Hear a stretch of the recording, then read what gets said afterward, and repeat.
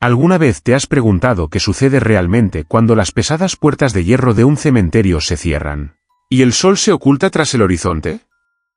La mayoría de nosotros creemos que esos lugares son santuarios de descanso eterno, sitios donde el silencio solo es interrumpido por el viento o el canto lejano de un pájaro nocturno. Pero, ¿y si te dijera que para aquellos que custodian estos lugares, la realidad es mucho más oscura? Hay historias que los sacerdotes, sepultureros y vigilantes se cuentan en susurros, relatos que rara vez salen a la luz por miedo a que nadie les crea.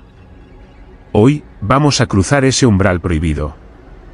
Te llevaré a través de 10 relatos basados en hechos aterradores ocurridos en camposantos de distintas partes del mundo, desde presencias invisibles en España hasta fenómenos inexplicables en México y Estados Unidos. Prepárate, apaga la luz y asegúrate de no estar solo, porque lo que estás a punto de escuchar podría hacerte cuestionar si los muertos realmente descansan en paz. Bienvenido a un viaje sin retorno hacia la oscuridad. Historia 1. Las manos que tocaban la sotana en Málaga. La ciudad de Málaga, en el sur de España, es conocida por su luz vibrante, sus costas y su historia milenaria. Sin embargo, cuando la noche cae y la brisa del Mediterráneo se torna fría, hay rincones donde la luz parece no tener permiso para entrar.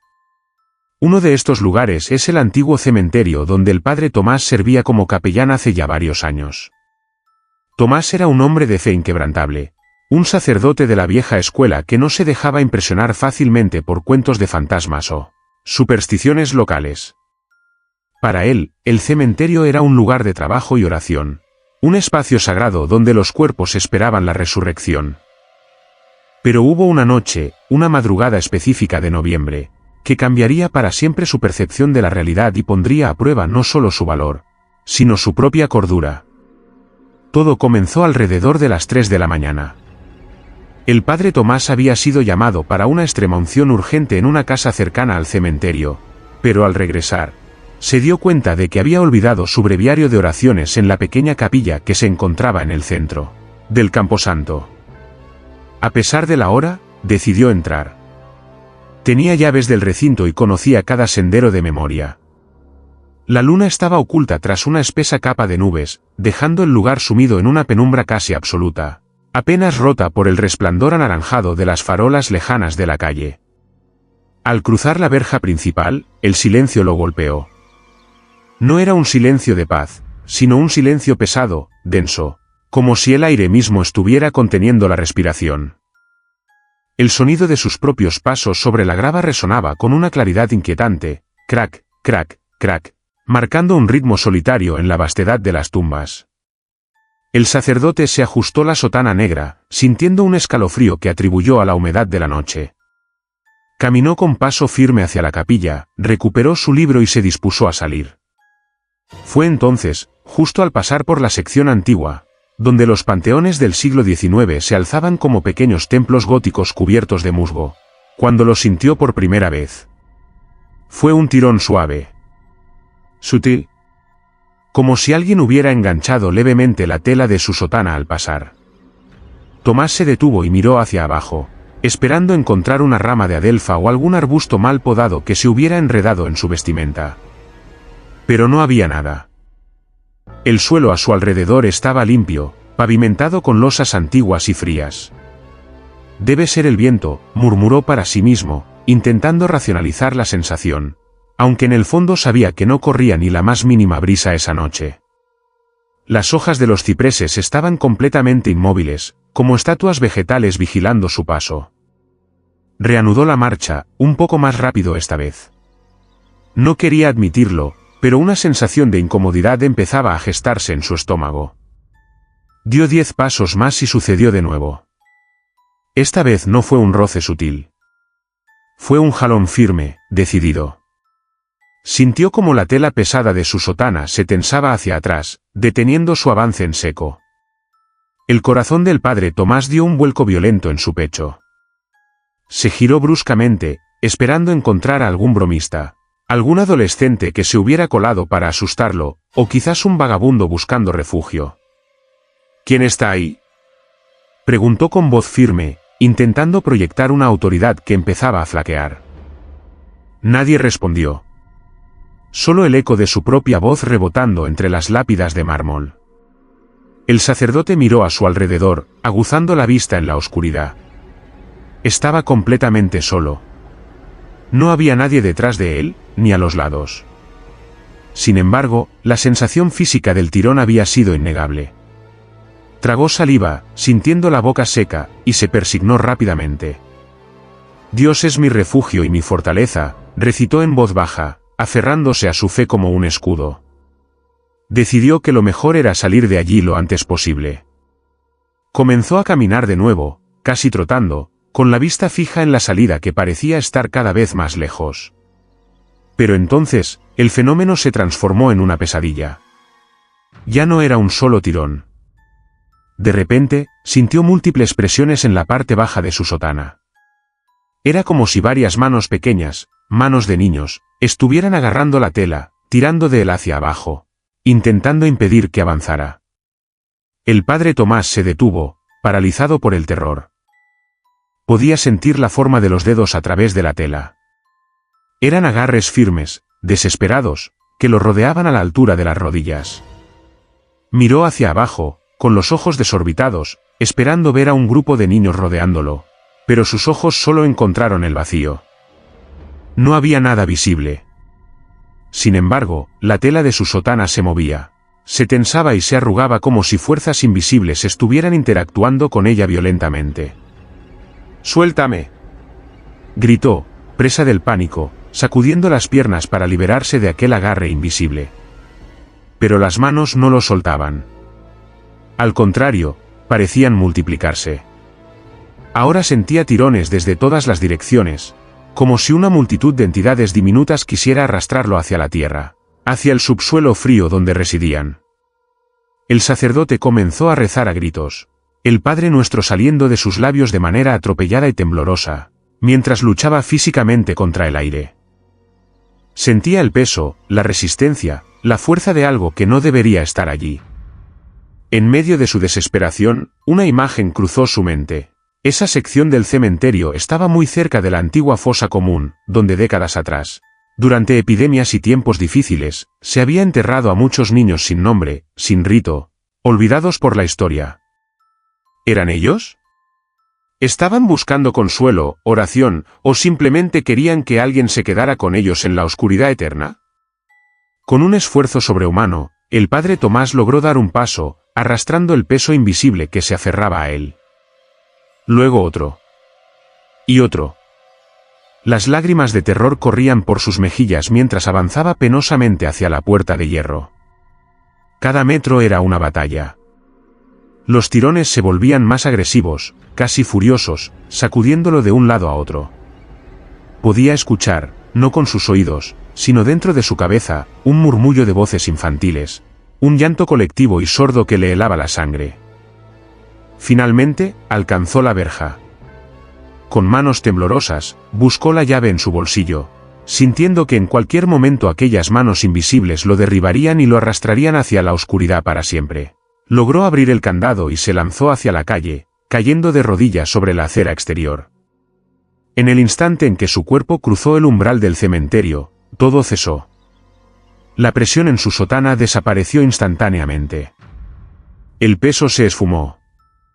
El silencio volvió a ser solo silencio.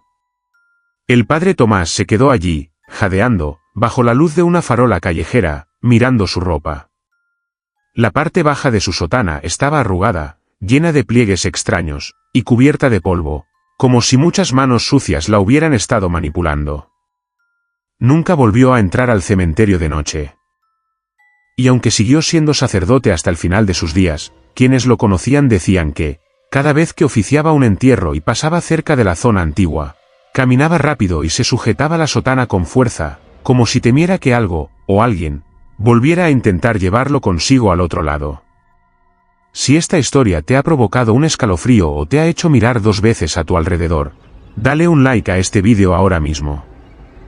Suscríbete al canal y activa la campana de notificaciones, porque apenas estamos comenzando y las siguientes historias son aún más aterradoras. Historia 2: La tumba que se abría 1 centímetro cada noche en Monterrey.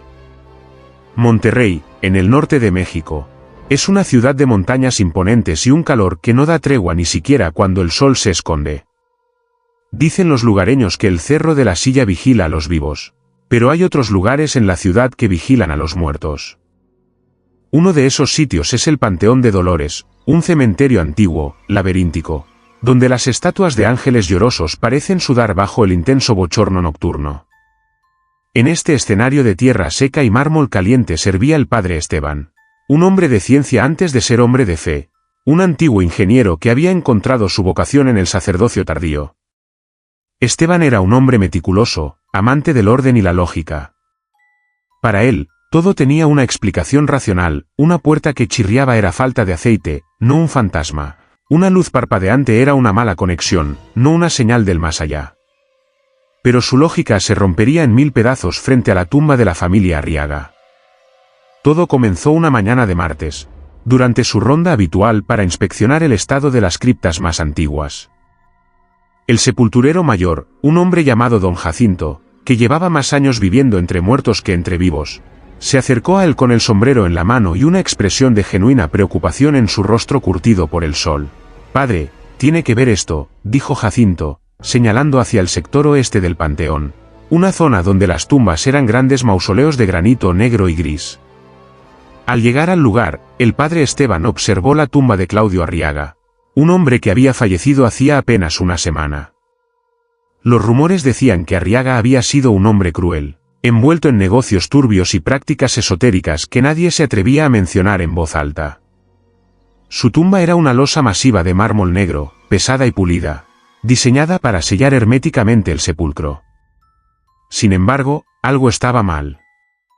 La pesada tapa de piedra no estaba alineada perfectamente con la base. Había una rendija. Una abertura mínima, casi imperceptible para un ojo no entrenado, pero evidente para la obsesión geométrica del padre Esteban. Alguien ha intentado profanarla, sentenció el sacerdote, molesto por la falta de respeto. No, padre, respondió Jacinto, bajando la voz. Nadie ha entrado aquí anoche. Los perros no ladraron. Y esa piedra pesa más de 300 kilos. Se necesitan 4 hombres y barras de acero para moverla. Pero mire, no hay marcas de herramientas. Esteban se acercó. Tenía razón. El mármol estaba impoluto. No había rasguños de palancas ni cinceles. Simplemente, la tapa estaba deslizada hacia un lado. Con un suspiro de impaciencia, el sacerdote ordenó a los trabajadores que trajeran el equipo necesario para volver a sellarla. Les tomó casi 1 hora y un esfuerzo titánico de volver la losa a su posición original, sellando la oscuridad que habitaba debajo. El asunto quedó olvidado hasta la mañana siguiente.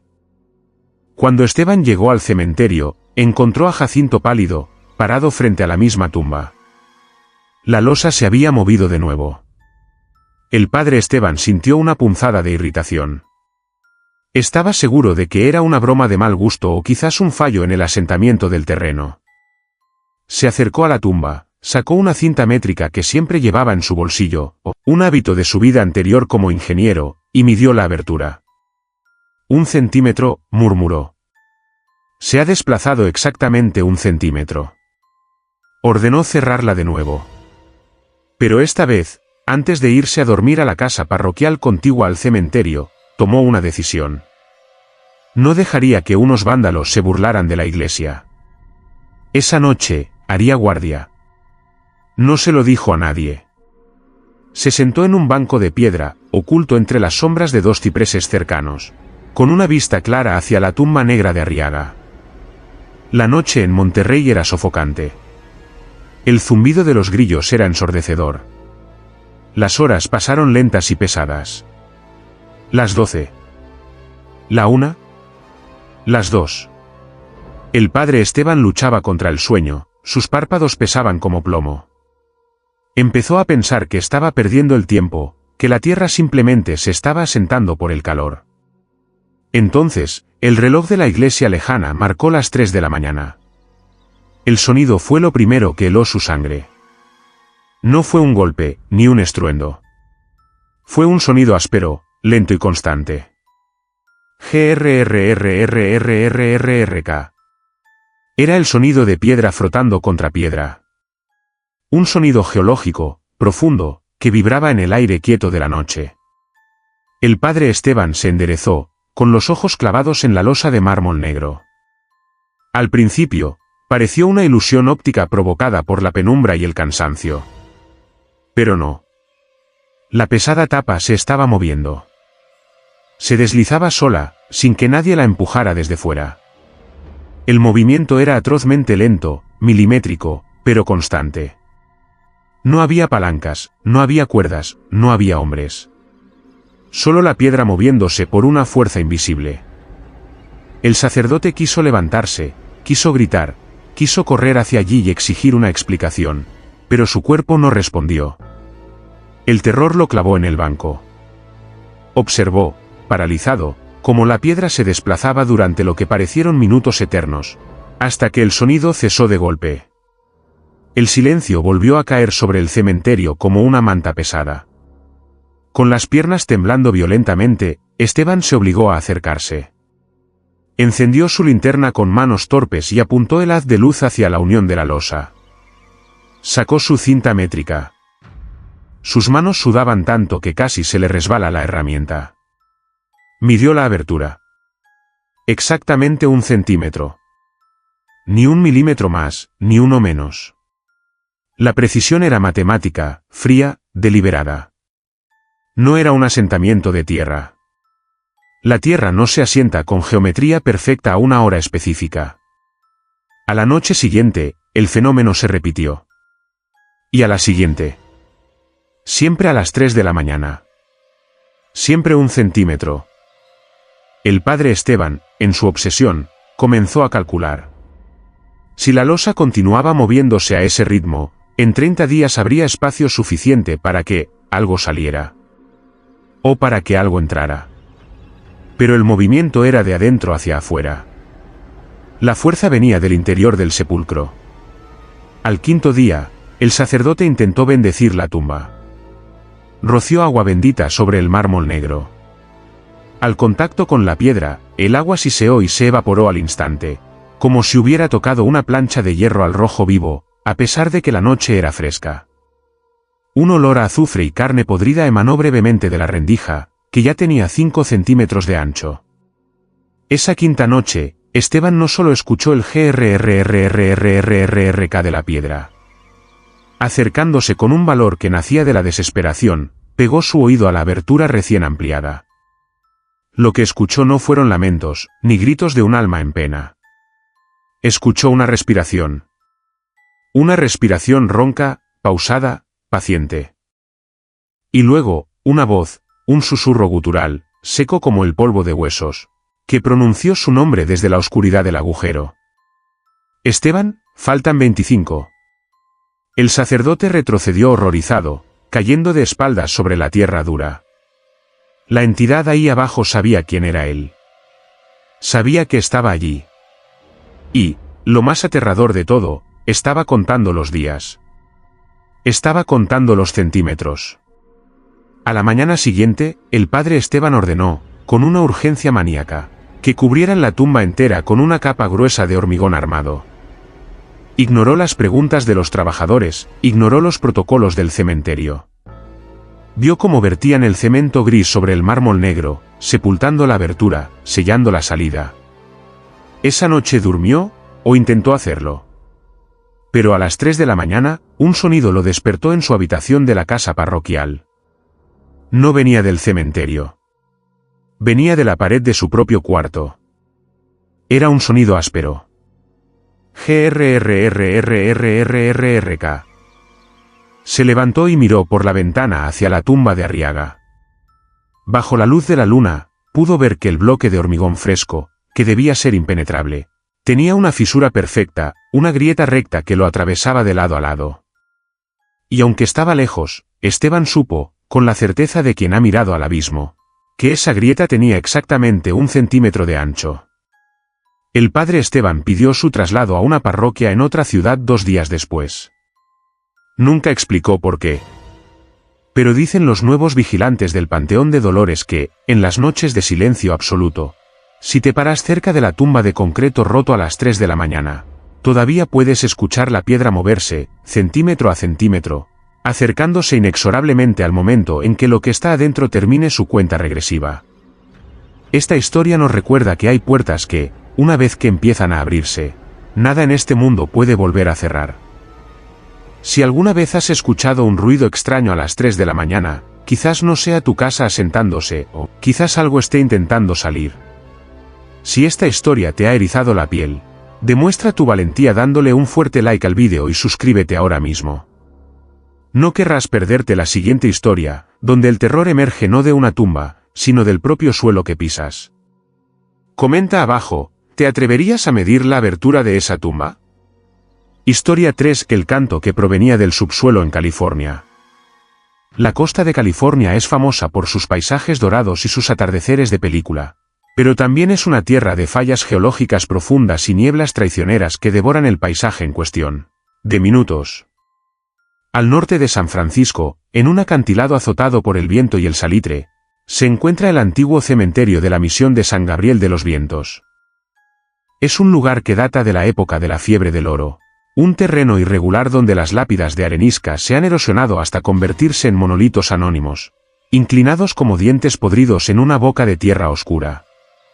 El padre Lucas, un sacerdote joven y pragmático que había sido asignado a la parroquia adyacente para supervisar las renovaciones de la iglesia histórica, nunca imaginó que la geología del lugar ocultaba algo más que placas tectónicas. Su primera semana fue tranquila, dedicada a catalogar registros de nacimientos y defunciones del siglo XIX. Sin embargo, la calma se rompió la noche del primer viernes de octubre. Una niebla densa, esa bruma espesa y fría típica del Pacífico, había descendido sobre el cementerio, amortiguando todos los sonidos del mundo exterior. No se oían los coches de la carretera lejana, ni el ladrido de los perros, ni siquiera el romper de las olas contra los acantilados cercanos. El silencio era absoluto, casi quirúrgico. El padre Lucas estaba en su estudio, revisando una homilía para el domingo, cuando lo escuchó por primera vez. Fue un sonido tan leve que al principio pensó que era un zumbido en sus propios oídos, producto del cansancio. Era una melodía. Una nota sostenida, suave y armónica, que parecía flotar en el aire. Dejó la pluma sobre el escritorio y aguzó el oído. La nota cambió, modulando hacia un acorde menor, triste y melancólico. ¿La radio?, se preguntó en voz alta. Se levantó y recorrió la casa parroquial. Apagó el refrigerador para eliminar su zumbido, revisó su computadora. Incluso abrió la ventana para ver si alguien había dejado un coche encendido con música puesta. Pero al abrir la ventana, el sonido se hizo más claro, aunque paradójicamente, más distante. No venía de la calle. No venía de la iglesia. Parecía venir de todas partes y de ninguna a la vez. Intrigado y ligeramente molesto por la distracción, Lucas se puso su abrigo, tomó una linterna potente y salió al exterior. La niebla era tan espesa que el haz de luz apenas penetraba un par de metros delante de él, creando un túnel blanco y fantasmal. A medida que avanzaba hacia el cementerio, la melodía se transformaba. Ya no era un simple zumbido. Eran voces. Voces humanas. Se detuvo en seco junto a la verja de hierro forjado. Su mente racional buscó explicaciones lógicas inmediatamente. ¿Un grupo de jóvenes góticos haciendo algún ritual? ¿Un coro ensayando clandestinamente en la capilla del cementerio? Pero la capilla estaba cerrada con llave, y él tenía la única copia en su bolsillo. Caminó entre las tumbas, con el corazón latiendo un poco más rápido de lo habitual. La música era hermosa, de una belleza dolorosa y antigua.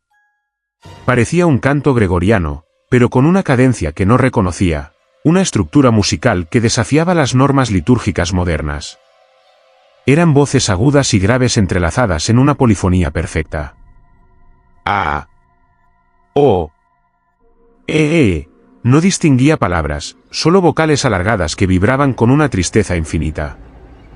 Lucas recorrió el sendero principal, girando la cabeza de un lado a otro, intentando triangular el origen del sonido.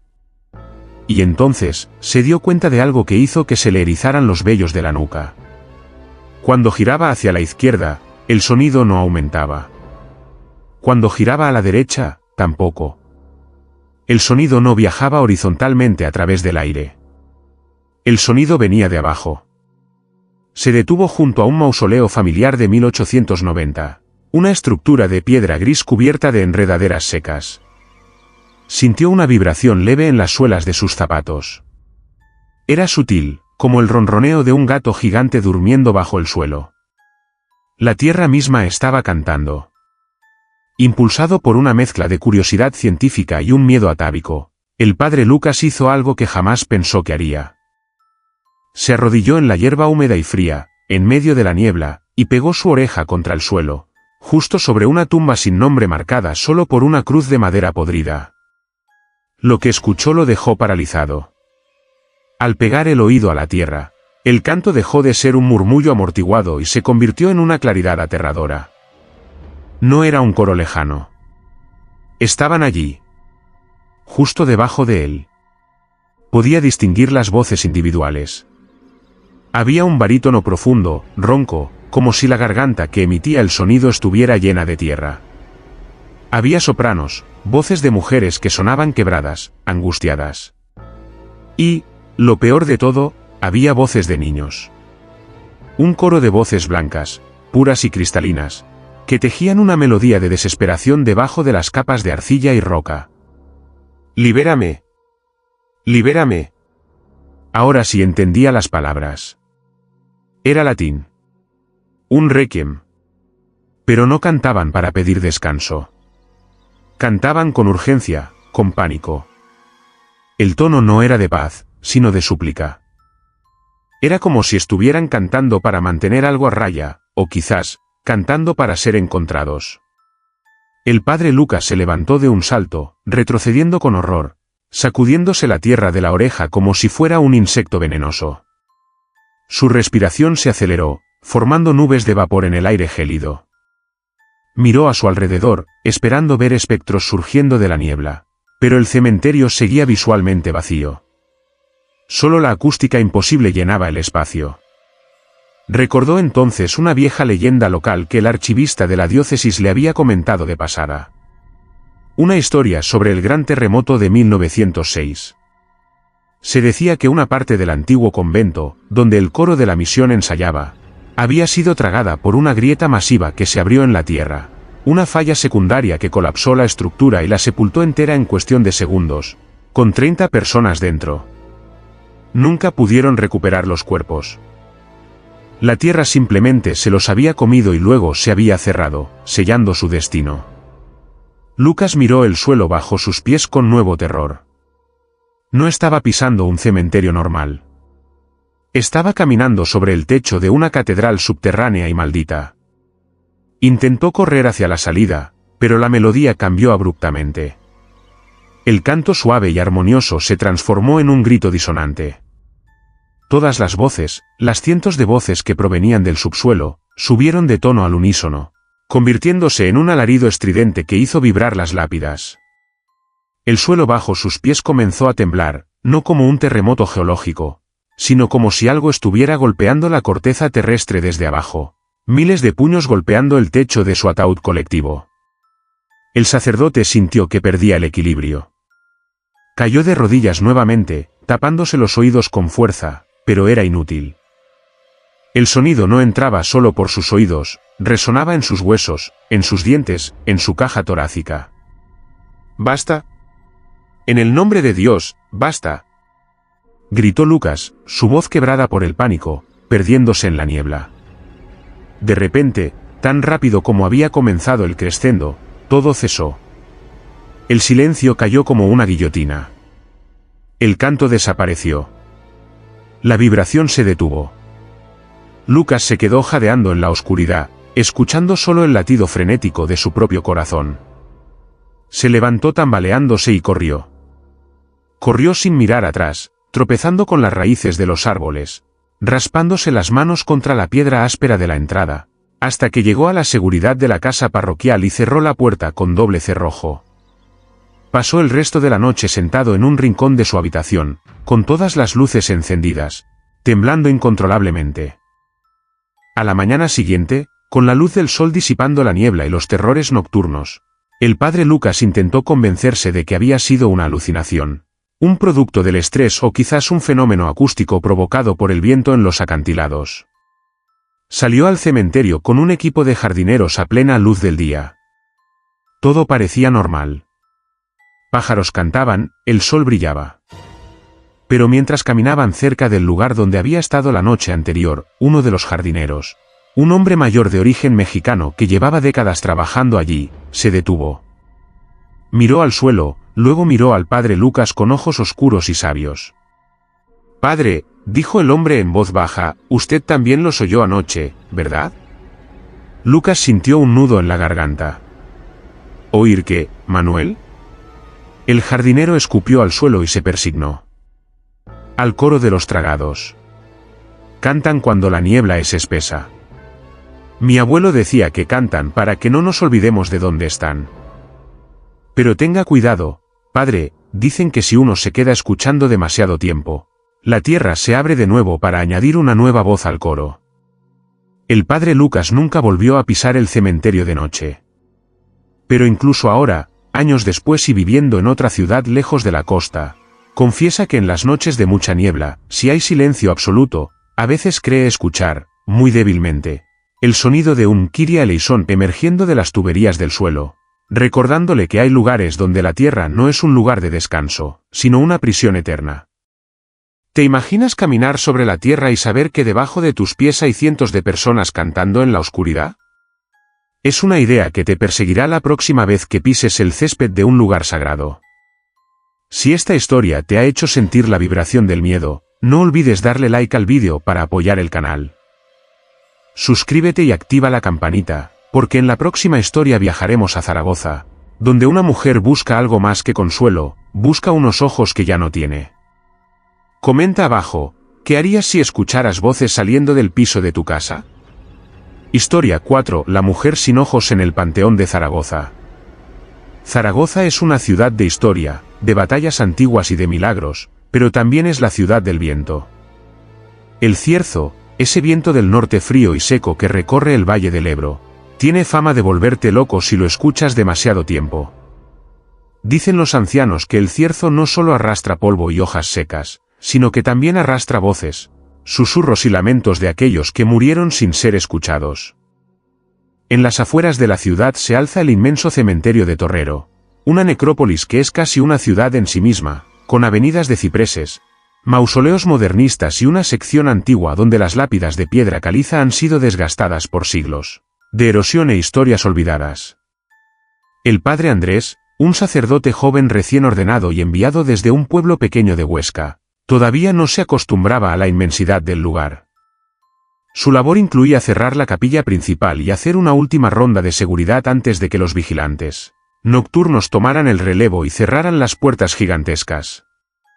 Era una rutina solitaria, pero a Andrés le gustaba, encontraba paz en el silencio de los muertos, lejos del ruido constante de la ciudad viva.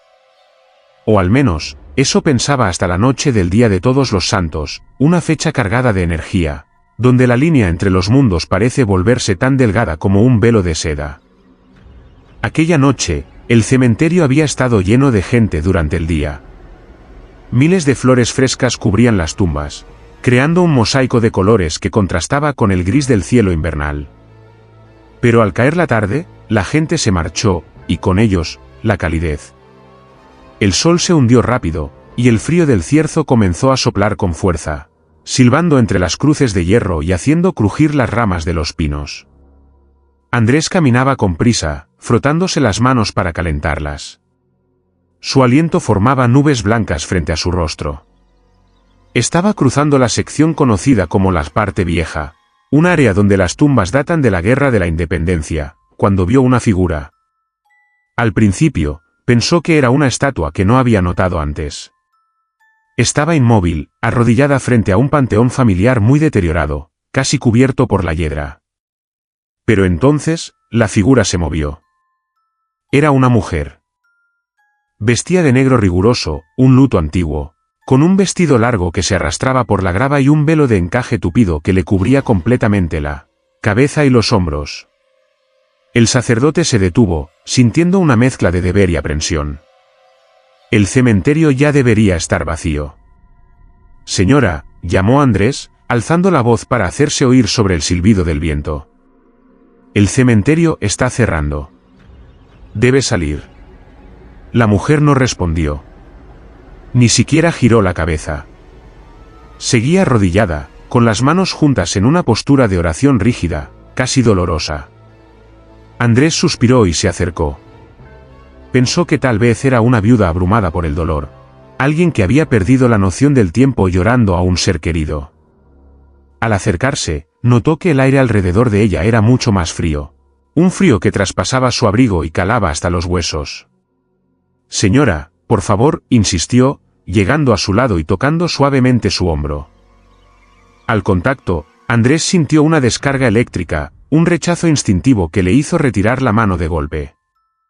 La tela de su vestido estaba helada y húmeda, como si hubiera estado sumergida en agua estancada durante días.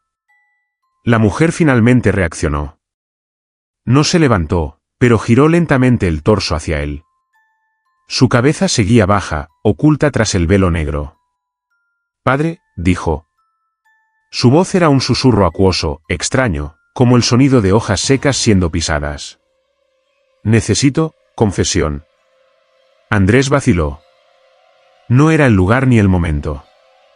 Hija, la iglesia está cerrada. Mañana por la mañana podrá confesarse. Ahora debe irse a casa. No tengo casa, respondió ella, y su voz sonó más cerca, aunque no se había movido. Solo tengo pecado. Y oscuridad. Mucha oscuridad. ¿Puede orar por mí? Solo una oración para encontrar la luz. Por favor. La súplica en su voz era tan desgarradora que el corazón bondadoso de Andrés cedió. No podía dejar a un alma en pena sin consuelo. Asintió, sacó su estola morada del bolsillo, siempre la llevaba consigo, y se la puso sobre los hombros. Está bien. Rezaremos un Padre Nuestro y luego te acompañaré a la salida. Comenzó a recitar la oración, cerrando los ojos para concentrarse. Padre Nuestro, que estás en el cielo. El viento aullaba a su alrededor, pero en ese pequeño círculo de 2 metros, había un silencio sepulcral. Andrés sentía la presencia de la mujer como un peso físico, una gravedad que lo atraía hacia el suelo. Mientras rezaba, una sensación de terror irracional comenzó a subir por su garganta. Su instinto le gritaba que corriera, que aquello que tenía delante no era una mujer, no era una viuda, no era humana. Más líbranos del mal. Amén, terminó Andrés, abriendo los ojos. La mujer seguía allí, inmóvil. Gracias, padre, dijo ella. Pero la oración no funciona si no me mira a los ojos. Dios necesita ver el arrepentimiento en los ojos. Dios ve el corazón, hija, respondió Andrés, sintiendo un sudor frío en la espalda. No, insistió ella, y su tono cambió. Ya no era súplica. Era una orden. Una demanda gutural y oscura. Míreme. Dígame si Dios puede perdonar lo que no se puede ver. Lentamente, con movimientos mecánicos y espasmódicos, la mujer levantó las manos pálidas, casi azuladas, y agarró los bordes de su velo. Andrés quiso apartar la vista, quiso girarse y huir, pero estaba paralizado, hipnotizado por el horror de lo que estaba a punto de suceder. Ella levantó el velo. El rostro que apareció debajo era de una belleza clásica, con piel de porcelana y rasgos finos, pero pálida como la luna. Sin embargo, donde deberían estar los ojos, no había nada. No eran cuencas vacías de hueso y calavera. Era algo peor. La piel estaba lisa, continua, pero hundida en 2 concavidades profundas llenas de sombras vivas. Era como si alguien hubiera borrado sus ojos de la existencia, dejando 2 pozos de oscuridad infinita, 2 agujeros negros que absorbían la poca luz de las farolas lejanas. Andrés ahogó un grito, tropezando hacia atrás. ¿Lo ve, padre?, preguntó la mujer, y ahora sonreía. Una sonrisa que se ensanchaba demasiado, mostrando dientes pequeños y afilados. No hay luz. Me los quitaron. Me los comieron los gusanos de la culpa. ¿Me presta los suyos? La mujer se puso de pie con un movimiento antinatural, como si fuera una marioneta siendo izada por hilos invisibles. Avanzó hacia él, flotando apenas unos centímetros sobre la grava. Andrés vio, horrorizado, que dentro de esas cuencas oscuras algo se movía. Sombras líquidas que giraban y se retorcían. ¡Atrás! En el nombre de Cristo, gritó el sacerdote, alzando su rosario como si fuera una espada. La mujer se detuvo, siseando ante la presencia de la cruz. Su rostro se contorsionó en una máscara de odio puro. La fe no te salvará de la oscuridad, curita, gruñó. Porque al final, todos cerramos los ojos. Y cuando los cierres, yo estaré allí. En ese instante, una ráfaga de viento brutal, un golpe de cierzo huracanado, azotó el cementerio. Levantó una nube de polvo y hojas que cegó a Andrés por completo. El sacerdote se cubrió la cara con los brazos, sintiendo como la arena le picaba la piel. Cuando el viento amainó, segundos después, abrió los ojos con miedo. La mujer había desaparecido. No había rastro de ella.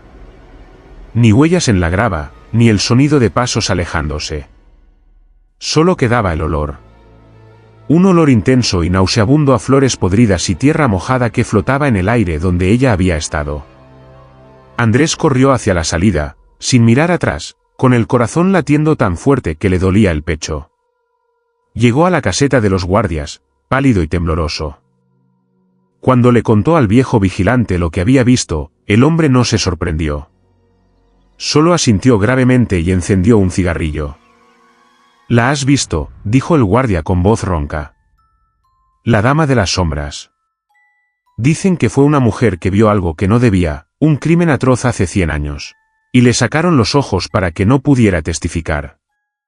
Murió de dolor aquí mismo, vagando entre las tumbas, buscando a alguien que le devolviera la vista.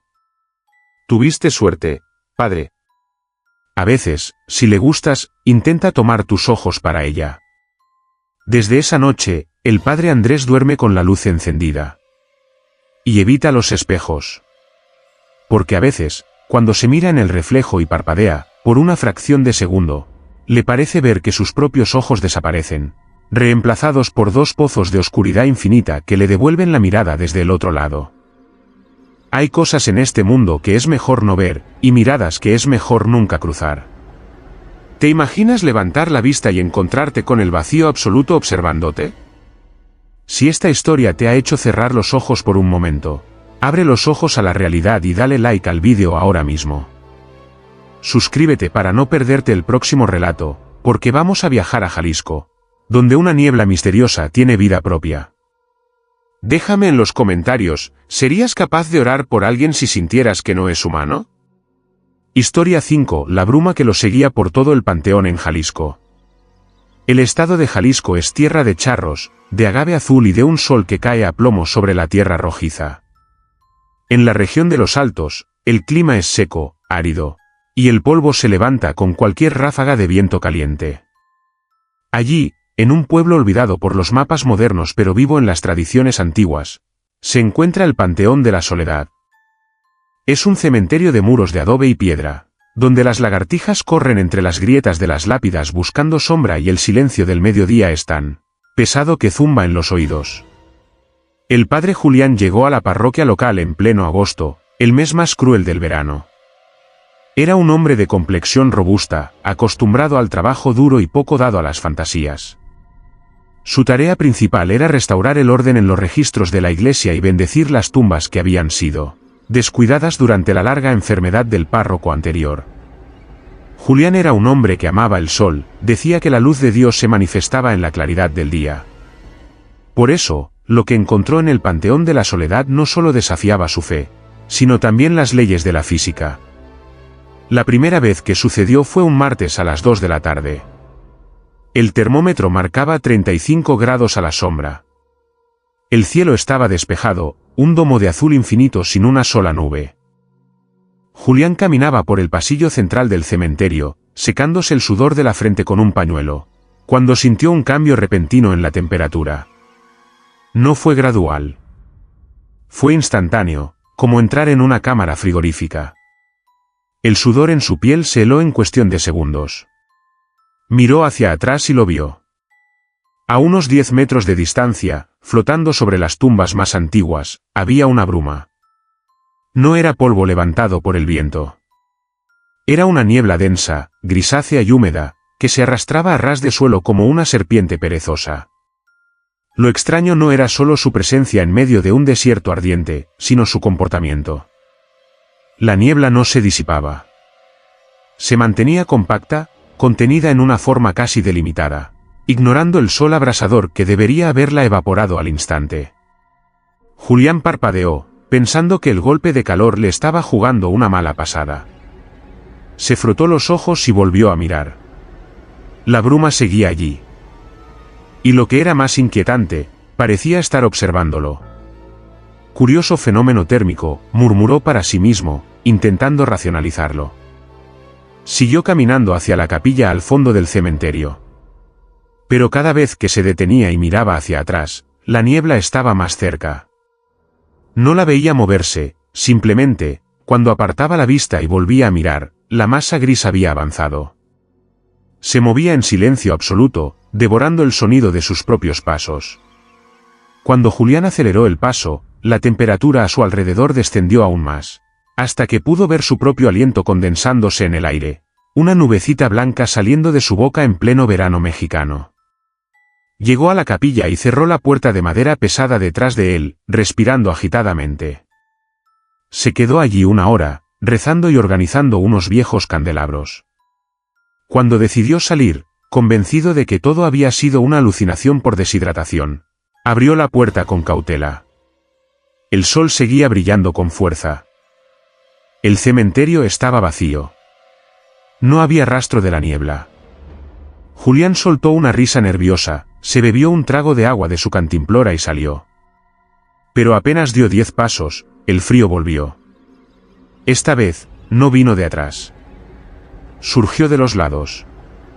De entre las hileras de cruces torcidas, zarcillos de niebla empezaron a brotar como raíces aéreas, extendiéndose hacia él. No era una niebla natural que baja del cielo, esta niebla brotaba de la tierra, exudada por las propias tumbas. Julián se detuvo, paralizado. La bruma se arremolinó alrededor de sus tobillos, fría y pegajosa. Tenía un olor metálico, como a sangre vieja y tierra mojada.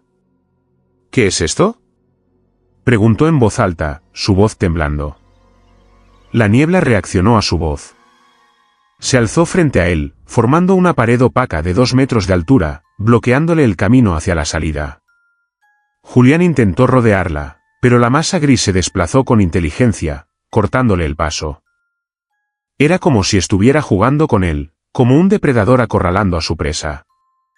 El sacerdote, sintiendo que el pánico comenzaba a nublar su juicio, sacó su rosario y comenzó a rezar en voz alta, caminando directamente hacia la pared de niebla. «El Señor es mi pastor, nada me falta», exclamó, cerrando los ojos y atravesando la bruma. La sensación fue atroz. Fue como caminar a través de telas de araña heladas y húmedas que se pegaban a su piel, a su ropa, a su cara. Sentía pequeños roces, caricias gélidas en el cuello y en las manos. Y susurros. Dentro de la niebla, no había silencio. Había un murmullo constante, ininteligible, como de cientos de personas hablando a la vez en una habitación cerrada. Julián salió al otro lado, jadeando, empapado en un rocío frío. Corrió hacia la salida sin mirar atrás.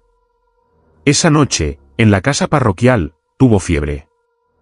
Soñó que la niebla entraba por debajo de su puerta y llenaba su habitación, asfixiándolo lentamente. Durante la semana siguiente, el fenómeno se repitió cada vez que pisaba el cementerio. No importaba la hora. No importaba si había gente o si estaba solo. La bruma siempre aparecía, siguiéndolo a una distancia prudente, como un perro fiel y macabro. Los sepultureros locales parecían no verla, o peor aún, fingían no verla. Cuando Julián les preguntaba si sentían frío, Ellos bajaban la mirada y cambiaban de tema rápidamente. Pero el horror alcanzó su punto máximo el día de los fieles difuntos. Julián tenía que oficiar una misa al aire libre en el centro del panteón. Había docenas de personas, familias limpiando tumbas, mariachis tocando a lo lejos. El ambiente era festivo, lleno de color y vida. Julián se sentía seguro entre la multitud. Pensó que la bruma no se atrevería a aparecer ante tanta gente. Se equivocaba. En medio de la homilía, mientras leía el Evangelio, notó que la gente en las primeras filas comenzaba a estremecerse y a subirse los cuellos de las chaquetas. El cielo seguía azul, pero la luz del sol comenzó a perder fuerza, volviéndose grisácea y difusa. Julián levantó la vista del libro y sintió que el corazón se le detenía. La bruma estaba allí. Pero no estaba en el suelo. Estaba rodeándolo a él, solo a él, en el altar improvisado. Formaba un círculo perfecto, una barrera de humo denso que lo aislaba de la congregación. Podía ver a la gente a través de la neblina, pero sus rostros se veían distorsionados, lejanos, como si estuvieran bajo el agua. Intentó hablar, pero el micrófono soltó un chirrido agudo y murió. El aislamiento era total. Dentro del círculo de niebla, la temperatura era glacial. Y entonces, la bruma comenzó a tomar forma. Las volutas de humo gris se condensaron frente a él, formando siluetas humanoides. Figuras altas, alargadas, sin rostro, hechas de vapor y desesperación. Se acercaban a él lentamente, flotando sobre el suelo. Julián quiso gritar a la gente, pedir ayuda, pero cuando abrió la boca, la niebla se metió en su garganta, ahogando sus palabras, llenando sus pulmones de un frío insoportable. Las figuras de humo extendieron sus brazos hacia él. Pudo ver, con horror, que en los extremos de esos brazos de vapor se formaban manos perfectamente definidas, manos con dedos largos y uñas afiladas hechas de bruma condensada. «Tú, nos despertaste», susurró una voz que no venía de ninguna garganta, sino que vibraba en el aire mismo dentro del círculo.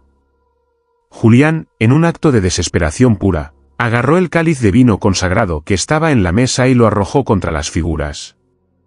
El líquido rojo salpicó la niebla. Se escuchó un siseo horrible, como de carne quemándose. La niebla se convulsionó violentamente y se disipó en un estallido de viento frío que derribó los floreros y apagó las velas del altar. Julián cayó de rodillas, tosiendo, escupiendo una flema grisácea. Cuando levantó la vista, la gente lo miraba con una mezcla de miedo y confusión. Para ellos, solo había habido una ráfaga de viento repentina. Nadie había visto a las figuras. Nadie había visto la prisión de niebla. Pero Julián sabía la verdad. Esa noche, hizo sus maletas. No esperó el permiso del obispo. Simplemente se fue. Huyó de Jalisco, buscando tierras donde el sol no tuviera sombras frías. Sin embargo, dicen que la bruma no olvida. Años después, viviendo en una ciudad costera y húmeda, el ex sacerdote Julián nunca sale cuando hay niebla. Cierra las ventanas, sella las puertas con toallas y se encierra en su habitación con la calefacción al máximo. Porque a veces, en las mañanas grises, ve una pequeña voluta de humo colándose por la cerradura, y escucha ese susurro familiar que le recuerda que, no importa dónde vaya, hay algo en el Panteón de Jalisco que todavía está esperando a que regrese para terminar lo que empezaron. ¿Alguna vez has sentido un frío repentino en un día caluroso, como si alguien invisible hubiera pasado a tu lado? Quizás no fue el viento. Quizás fue algo que te estaba probando, midiéndote, viendo si eras capaz de ver lo que se esconde en la bruma. Si esta historia te ha dejado helado, calienta ese botón de like y asegúrate de estar suscrito. Activa las notificaciones, porque lo que viene a continuación desafía toda lógica. La próxima historia nos lleva a Madrid, donde un objeto sagrado aparece donde menos debería estar. Comenta abajo, ¿qué es lo más extraño que has visto en la niebla? Historia 6. El rosario que apareció colgado en una tumba en Madrid. Madrid es una ciudad que nunca duerme, un torbellino de luces, tráfico y vida que late en el corazón de España. Pero al este de la ciudad, existe una metrópolis silenciosa que contrasta brutalmente con el bullicio de la Gran Vía, el cementerio de la Almudena. Es una de las necrópolis más grandes de Europa Occidental, un mar inmenso de ladrillo rojo, granito y cipreses que se extiende por kilómetros, albergando a millones de almas. Perderse en sus avenidas es fácil, perder la cordura en ellas, también. El padre Joaquín llevaba más de 20 años oficiando responsios en la capilla del cementerio. Era un hombre metódico, de rutinas inquebrantables. Su posesión más preciada no era un reloj de oro ni un coche costoso, sino un rosario.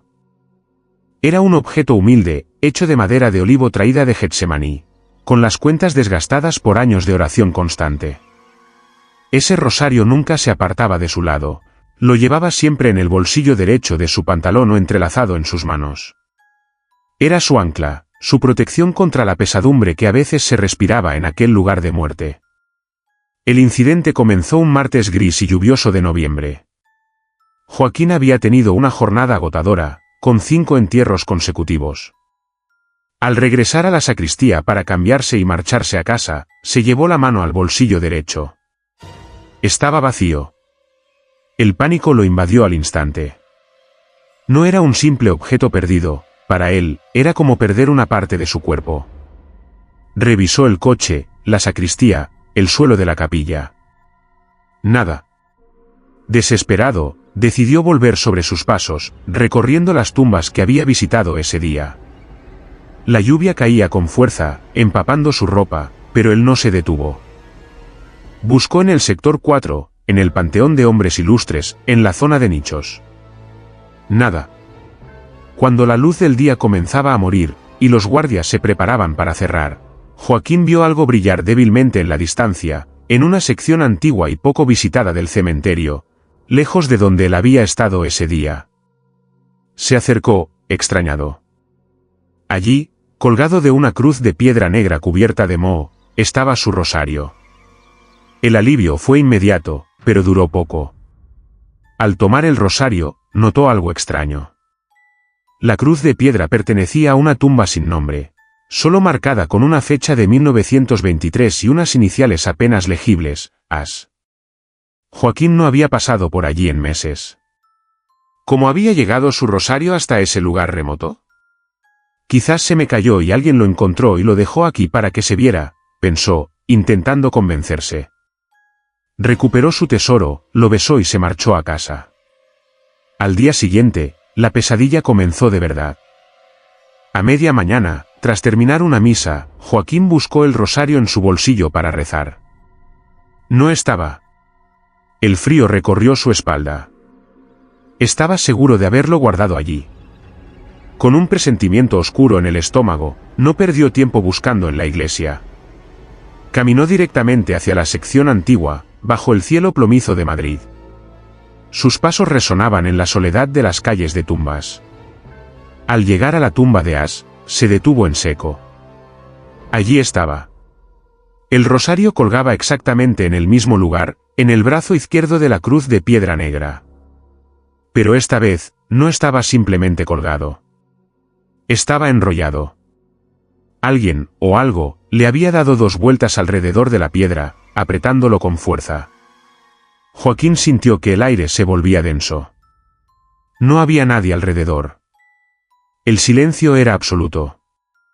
Con manos temblorosas, desató el rosario. La madera de olivo estaba helada, mucho más fría que la piedra o el aire. Al tocarlo, una imagen cruzó su mente como un flash cegador, un hombre gritando en la oscuridad, un pozo profundo, y olor a tierra húmeda. Joaquín sacudió la cabeza, mareado. Estoy cansado, se dijo. Solo estoy cansado.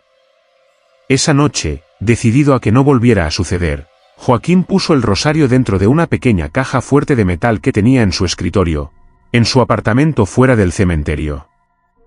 Cerró con llave y guardó la llave bajo su almohada. Nadie puede sacarlo de aquí, pensó. Durmió mal. Tuvo pesadillas con manos invisibles que escarbaban la tierra. A las 6 de la mañana, despertó bañado en sudor. Lo primero que hizo fue abrir la caja fuerte. Estaba vacía. La cerradura no había sido forzada. La caja estaba intacta. Pero el rosario no estaba. Joaquín no fue a desayunar. Se vistió apresuradamente, subió a su coche y condujo como un loco hacia la Almudena.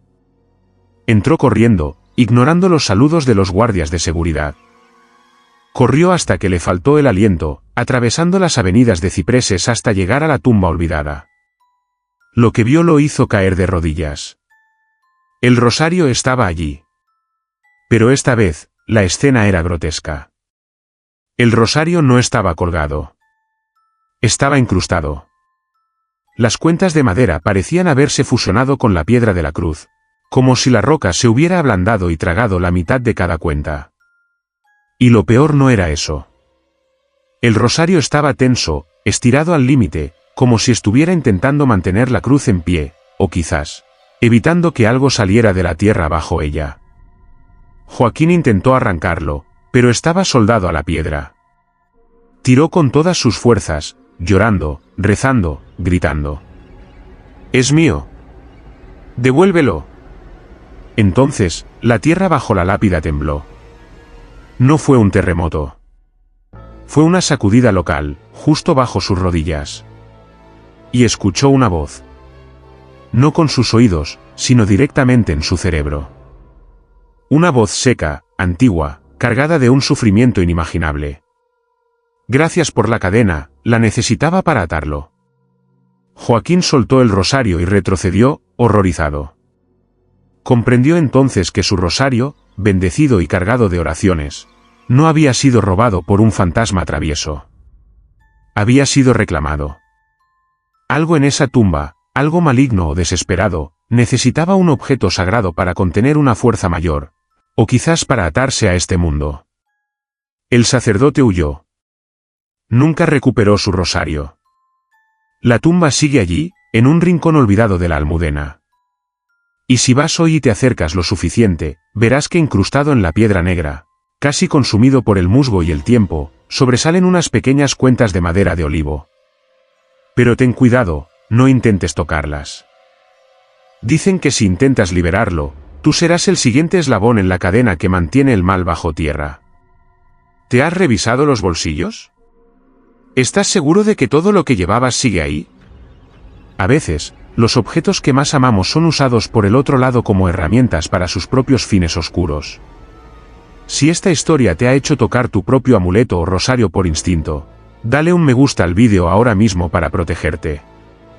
Suscríbete al canal, porque la siguiente historia nos lleva a un lugar donde el miedo no se ve, se escucha. Comenta abajo, ¿qué objeto sagrado llevarías contigo a un cementerio? Historia 7. La risa que retumbó en un panteón de Tamaulipas. El estado de Tamaulipas, en la frontera noreste de México, es una tierra de contrastes violentos, donde el calor húmedo del Golfo se mezcla con historias de peligro que recorren las carreteras. Pero hay lugares donde el miedo a los vivos se desvanece ante el terror a los muertos. Uno de estos sitios es el viejo Panteón del Sagrado Corazón, un cementerio rural rodeado de cañaverales y monte, donde la vegetación crece salvaje y voraz, amenazando con tragarse las tumbas si se las descuida un solo mes. El padre Rodrigo era un hombre joven, asignado a esa zona rural con la misión de restaurar la fe en una comunidad golpeada por la violencia. No era miedoso. Había visto cosas peores en las calles que en las películas de terror. Sin embargo, su temple se pondría a prueba una noche de julio, cuando el calor era tan intenso que el aire parecía líquido. Eran pasadas las 10 de la noche. Rodrigo se había quedado tarde supervisando la reparación de una barda perimetral que había colapsado tras una tormenta. Los albañiles se habían ido hacía horas. Él estaba recogiendo sus herramientas y cerrando el portón trasero, el que da directamente al monte oscuro. Fue entonces cuando lo escuchó. Jijijiji. Una risa. Clara, cristalina, inocente. La risa de un niño pequeño, de no más de 5 o 6 años.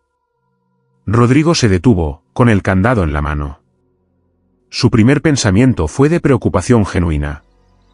¿Un niño perdido a esas horas? ¿En un lugar tan peligroso, lleno de agujeros, alacranes y serpientes? ¿Hola? Llamó, alumbrando con su linterna hacia el interior del cementerio. ¿Hay alguien ahí? ¿Pequeño? Jijijiji.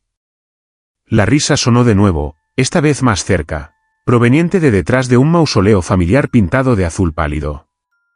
Rodrigo sintió un alivio momentáneo. Seguramente era algún niño del pueblo que se había colado para hacer una travesura. «Vamos, sal de ahí», dijo el sacerdote, caminando hacia el mausoleo con paso firme pero amable. «No te voy a regañar, pero tienes que irte a casa. Tus padres deben estar preocupados». Rodeó el mausoleo, esperando encontrar al niño agazapado. No había nadie. El espacio detrás de la tumba estaba vacío. Solo hierba alta y cruces de madera podrida. Rodrigo frunció el ceño. Giró la linterna hacia los lados, barriendo la oscuridad con el haz de luz. «Jijijiji». La risa sonó otra vez. Pero ahora no venía de enfrente. Venía de atrás, del lugar exacto donde él había estado parado hacía 10 segundos. El sacerdote se giró rápidamente. «Esto no es un juego», gritó, empezando a perder la paciencia. «Sal ahora mismo». Nadie respondió. Solo el zumbido de los insectos nocturnos. Rodrigo empezó a sentir una incomodidad extraña. No era solo que el niño se escondiera, era la velocidad. Para moverse de un punto a otro sin ser visto ni oído en la grava suelta, el niño tendría que haber volado. Decidió caminar hacia la salida principal. «Si es una broma, se cansarán cuando me vaya», pensó. Comenzó a caminar por el sendero central. «Jijijiji». La risa lo siguió. Esta vez, el sonido fue diferente. Ya no sonaba a 10 metros. Sonaba justo a su lado. A la altura de su cintura. Como si el niño estuviera caminando pegado a él, invisible. Rodrigo dio un salto lateral, casi tropezando, y alumbró frenéticamente a su alrededor. «¿Quién está ahí?». Su voz ya no sonaba autoritaria, sonaba asustada. «Jijijiji». La risa se movió. Ahora estaba al otro lado. Rodrigo empezó a caminar más rápido, casi corriendo. La risa aceleró con él. «Jijijiji». «Jijijiji». Se convirtió en un eco constante, rítmico, que marcaba sus pasos. Y entonces, la risa comenzó a cambiar. A medida que Rodrigo se adentraba más en la oscuridad buscando la salida, la tonalidad infantil empezó a distorsionarse. La risa aguda y dulce se fue volviendo grave, profunda, rasposa. Como si la garganta del niño envejeciera 100 años en cuestión de segundos. «Jujujuju». «Jajajaja». Ya no era un niño. Era algo que imitaba a un niño. El sonido se volvió gutural, húmedo, vibrando con una malicia que helaba la sangre a pesar del calor sofocante de Tamaulipas. Y lo peor no era el sonido, sino la ubicación. La risa ya no venía de su lado. Venía de abajo. De la tierra bajo sus botas.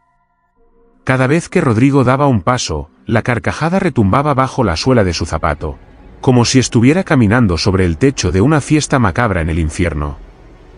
«Dios mío, ayúdame», murmuró, echando a correr con todas sus fuerzas.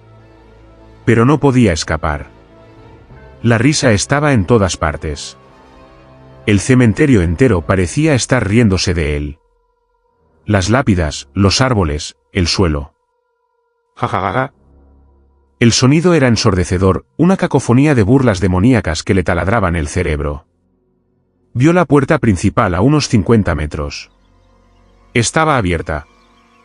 La luz de la calle se colaba por la entrada, prometiendo salvación.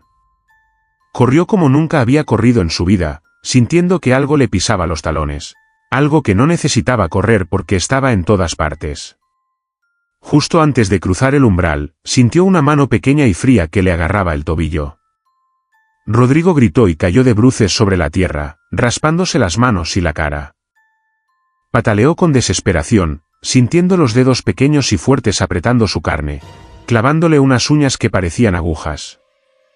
Se giró para mirar, alumbrando con la linterna hacia sus pies. No había mano. No había niño. Pero en la tierra, marcada claramente en el polvo suelto, había una huella. Una huella de un pie desnudo, pequeño, de niño. Pero la huella estaba al revés. Los dedos apuntaban hacia atrás, hacia la oscuridad del cementerio, mientras el talón apuntaba hacia la salida. La risa cesó de golpe. Rodrigo se levantó a trompicones y salió del cementerio, colapsando bajo la primera farola que encontró. Se miró el tobillo. Tenía 5 moretones pequeños, perfectos, marcados en su piel como un brazalete de dolor. Eran del tamaño de los dedos de un niño de 5 años. Nunca volvió a entrar al Panteón del Sagrado Corazón de noche. Los lugareños dicen que tuvo suerte. Dicen que esa risa pertenece a el Niño de la Tierra, una entidad que atrae a los curiosos imitando la inocencia, para luego arrastrarlos bajo tierra y jugar con ellos para siempre. Y dicen que si escuchas esa risa, nunca debes buscar de dónde viene, porque si la encuentras, ella te encontrará a ti. ¿Alguna vez has escuchado un ruido familiar en un lugar donde no debería haber nadie? Una risa, un llanto, tu nombre. La próxima vez que escuches a un niño reír en la oscuridad, no preguntes quién es. Corre. Si esta historia te ha hecho mirar debajo de tu silla, revienta ese botón de like y suscríbete ahora mismo. No dejes que el miedo te paralice, porque aún nos quedan 3 historias y la próxima te llevará a un entierro donde el muerto no estaba del todo listo para irse. Comenta abajo, ¿qué harías si algo te agarra el tobillo en la oscuridad? Historia 8. La mano que intentó salir de una tumba en Illinois. El estado de Illinois, en el medio oeste de Estados Unidos, es conocido por sus inviernos brutales y sus llanuras interminables donde el viento aúlla sin obstáculos. En las afueras de Chicago, existe un cementerio antiguo llamado Resurrection Cemetery, no confundir con el famoso de la leyenda de Mary, aunque este tiene sus propios demonios. Es un lugar austero, de lápidas grises y robles desnudos que parecen garras arañando el cielo plomizo. El padre Michael O'Connor era un sacerdote de origen irlandés, un hombre corpulento y pragmático que había oficiado cientos de entierros. Para él, la muerte era una parte natural de la vida, un trámite final que debía manejarse con dignidad y respeto.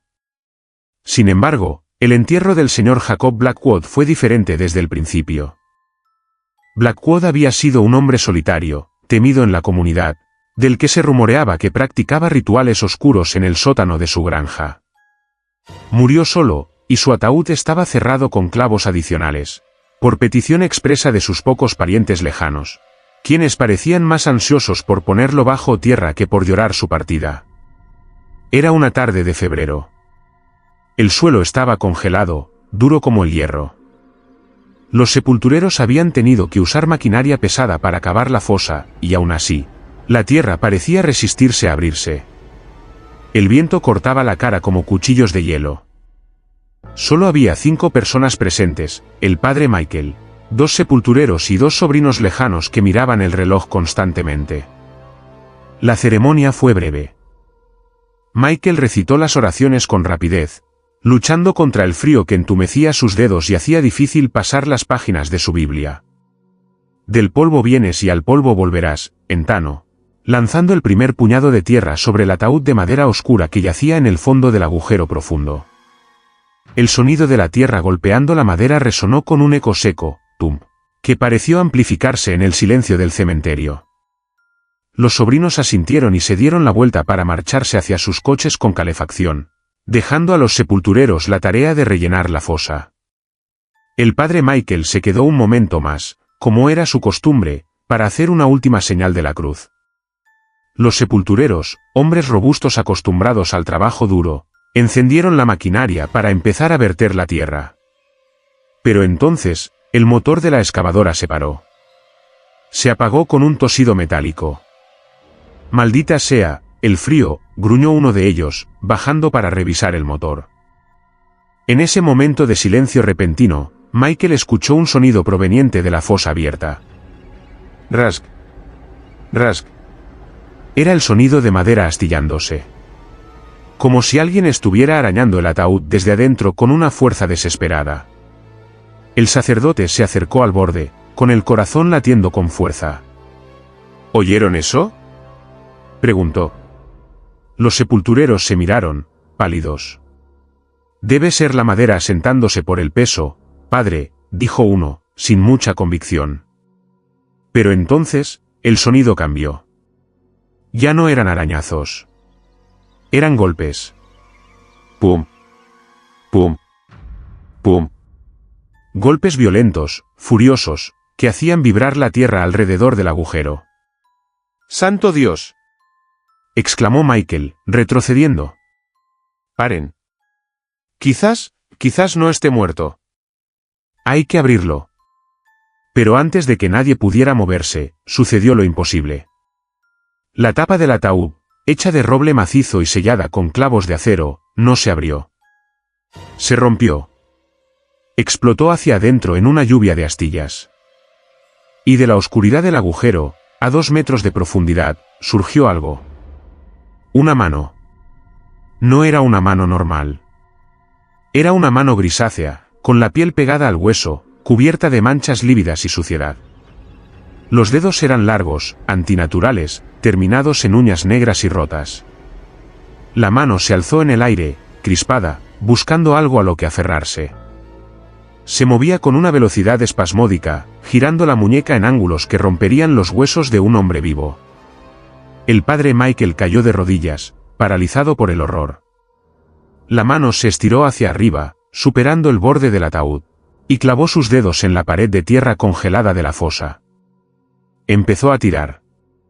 Se veía el antebrazo, vestido con la manga de un traje negro funerario que estaba hecho jirones. ¡Ayúdenle! ¡O mátenlo! ¡Hagan algo!, gritó uno de los sepultureros, presa del pánico, agarrando una pala como si fuera un arma. La mano siguió subiendo. Parecía tener una fuerza sobrenatural. La tierra se desmoronaba bajo su agarre, pero no se detenía. Estaba intentando salir. Y entonces, por un segundo, Michael creyó ver algo más en la oscuridad del agujero, justo debajo de la mano. Vio un rostro. O lo que quedaba de él. Unos ojos abiertos, blancos, sin pupilas, que lo miraban fijamente desde el abismo. «No me dejen aquí», susurró una voz que parecía venir del viento mismo. El padre Michael, reaccionando por puro instinto de defensa espiritual, alzó su crucifijo y comenzó a gritar el rito de exorcismo en latín, con una voz que tronaba sobre el viento de Illinois. «Exorcizamos te, omnis immundus spiritus». Al escuchar las palabras sagradas, la mano se detuvo. Los dedos se congelaron en la tierra.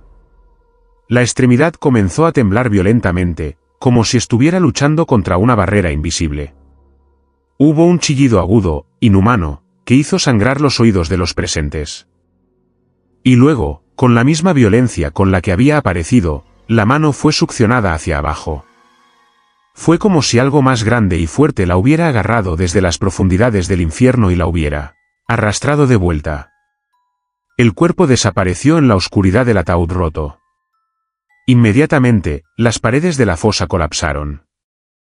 Toneladas de tierra congelada cayeron sobre el agujero, sepultando el ataúd y lo que fuera que habitaba en él, sellando la tumba en cuestión de segundos sin necesidad de palas.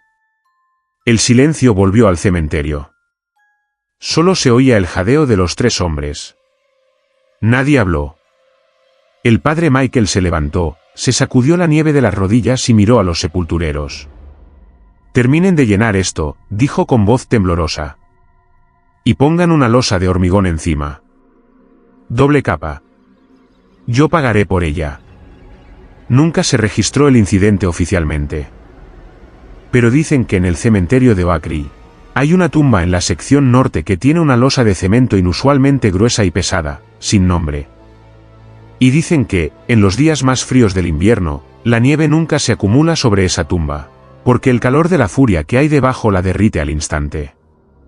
¿Te imaginas ver cómo la tierra se traga a alguien que intenta salir desesperadamente? Hay tumbas que no se cavan para descansar, sino para aprisionar. Si esta historia te ha dejado clavado en tu asiento, dale like al vídeo para romper la parálisis. Suscríbete y activa la campana, porque la siguiente historia cruza el océano para traerte un terror que flota en el aire. Comenta abajo, ¿qué harías si vieras una mano saliendo de la tierra? Historia 9. El manto negro que flotó sobre las criptas en Granada. Granada, en el sur de España, es una ciudad mágica, dominada por la imponente presencia de la Alhambra y cargada de leyendas de reyes moros y princesas cristianas.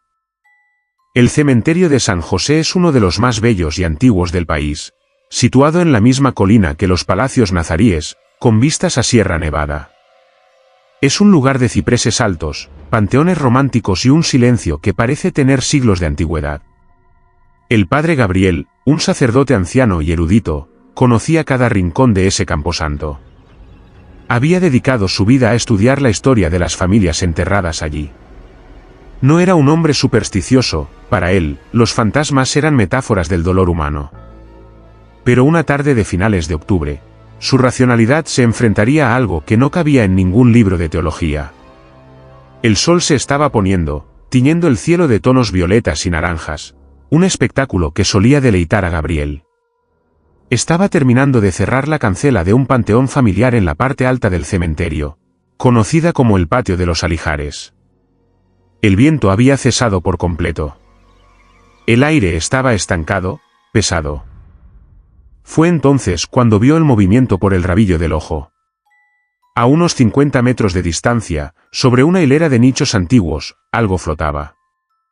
Gabriel se ajustó las gafas, pensando que era una bolsa de plástico negra llevada por alguna corriente de aire. Pero no había viento. Las hojas de los árboles estaban inmóviles como piedras. El objeto se movía con una fluidez hipnótica. Era un manto negro. Un tejido oscuro, denso, parecido al terciopelo o a una sotana antigua, pero sin nadie dentro. No tenía forma humana. Era solo la tela, grande, de unos 3 metros de largo, ondulando en el aire como si estuviera sumergida en agua, nadando a través de la atmósfera. Gabriel sintió un escalofrío que no tenía nada que ver con la temperatura. El manto avanzaba hacia él. No rápido, pero sí con propósito. Flotaba a unos 2 metros del suelo, pasando por encima de las cruces y los ángeles de piedra sin tocarlos. ¿Quién anda ahí?, preguntó el sacerdote, aunque sabía que la pregunta era absurda. No había nadie. El manto pareció escucharle. Se detuvo en el aire, girando sobre sí mismo lentamente, como una raya negra en un océano invisible. La tela se agitó, creando pliegues y sombras que parecían caras agonizantes por un segundo antes de deshacerse. Y entonces, se lanzó hacia él. No fue un ataque rápido. Fue un deslizamiento suave pero inexorable. Gabriel intentó moverse, pero sus piernas parecían de plomo. El miedo lo ancló al suelo. Vio cómo la tela negra se acercaba, tapando las últimas luces del atardecer, borrando el mundo detrás de ella. Cuando el manto pasó justo por encima de su cabeza, el padre Gabriel esperó sentir el roce de la tela. Pero no sintió tejido. Sintió vacío. Sintió un frío absoluto, un vacío que absorbía todo el calor, toda la alegría, toda la esperanza de su cuerpo. Fue como si un agujero negro hubiera pasado sobre su alma. Cayó de rodillas, jadeando, sintiendo una presión inmensa en el pecho, como si estuviera en el fondo del mar. No podía respirar. El aire alrededor del manto no tenía oxígeno. «Dios mío», balbuceaba, con la visión nublándose. El manto no se detuvo en él. Siguió su camino, flotando hacia la parte más antigua del cementerio, hacia las fosas comunes de la guerra civil. Gabriel, recuperando el aliento con dificultad, se giró para verlo alejarse. La tela negra se movía entre los árboles, oscura contra el cielo ya casi nocturno. Y entonces, vio lo que el manto estaba haciendo. Cada vez que pasaba sobre una tumba, la tela descendía un poco, rozaba la lápida y parecía absorber algo. Pequeñas luces, volutas de humo gris casi invisibles, salían de la tierra y eran tragadas por el tejido negro. Se estaba alimentando. Estaba recolectando algo de los muertos. Gabriel comprendió con un terror profundo que no estaba ante un fantasma, sino ante una entidad recolectora, algo antiguo que venía a cosechar lo que quedaba de las almas olvidadas. El manto llegó al final del camino y comenzó a elevarse. Subió más y más alto, hasta mezclarse con la oscuridad de la noche, desapareciendo sobre las murallas de la Alhambra como una mancha de tinta en el cielo. El padre Gabriel nunca le contó esto a sus superiores. Sabía que lo tomarían por loco o senil. Pero desde ese día, cada vez que oficiaba un entierro y veía una tela negra cubriendo un ataúd, sentía náuseas. Y nunca, bajo ninguna circunstancia, se quedaba en el cementerio después de la puesta de sol. Porque sabía que hay cosas que flotan en el silencio, cosas que no tienen cuerpo, pero que tienen un hambre infinita. Hay sombras que no necesitan luz para existir, y telas que cubren vacíos que es mejor no descubrir. ¿Alguna vez has visto algo flotando que no debería estar ahí? Si esta historia te ha quitado el aliento, dale un like al vídeo para recuperar el aire. Suscríbete y prepárate, porque llegamos al final. La última historia es la más inquietante de todas, una que te hará mirar tu propia sombra con desconfianza. Comenta abajo, ¿qué crees que era ese manto negro? Historia 10. La sombra que caminó al revés en Sinaloa. Sinaloa, México.